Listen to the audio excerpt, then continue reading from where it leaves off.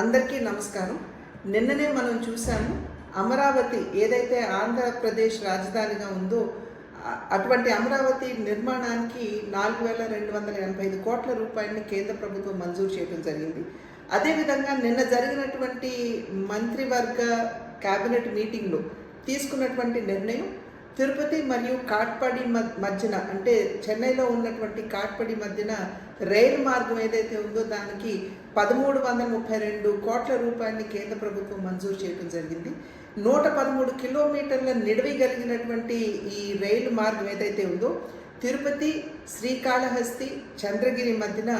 రవాణా సౌకర్యాన్ని మెరుగుపరచడం మాత్రమే కాకుండా వెల్లూరు మరియు తిరుపతిలో ఉన్నటువంటి ఈ జిల్లాల్లో ఉన్నటువంటి వైద్య విద్య ఏదైతే ఉందో దానికి మెరుగైనటువంటి కనెక్టివిటీ అందించడం మాత్రమే కాకుండా రాయలసీమ ప్రాంతంలో ఉన్నటువంటి రైతులకి అదేవిధంగా రైతాంగానికి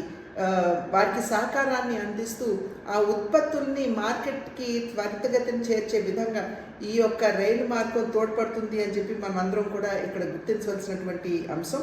అదేవిధంగా చిత్తూరు, తిరుపతి, నెల్లూరు జిల్లాల మధ్యన జనాభాకి ఈ యొక్క లాభాలకి ఈ యొక్క జిల్లాలకి మంచి లాభం చేకూర్చే విధంగా ఈ రైలు మార్గం ఉండటం మాత్రమే కాకుండా అక్కడ ఉన్నటువంటి ఏవైతే ఉన్నాయో సిమెంట్ కావచ్చు, ఇతరత్ర పరిశ్రమలకు కూడా ఇది మంచి సహకారాన్ని అందించే విధంగా ఉంటుందనేటువంటి విషయం మనం గుర్తించాలి. 113 కిలోమీటర్ల నిడివి కలిగినటువంటి ఈ రైలు మార్గం 17 స్టేషన్లు, 324 చిన్న బ్రిడ్జ్లు, అదేవిధంగా 15 పెద్ద బ్రిడ్జ్లు మరియు 7 ROBలు, 3 RUBలతో ఈ యొక్క రైలు మార్గ నిర్మాణం జరుగుతున్నటువంటి సందర్భంలో నరేంద్ర మోడీ గారికి, అదేవిధంగా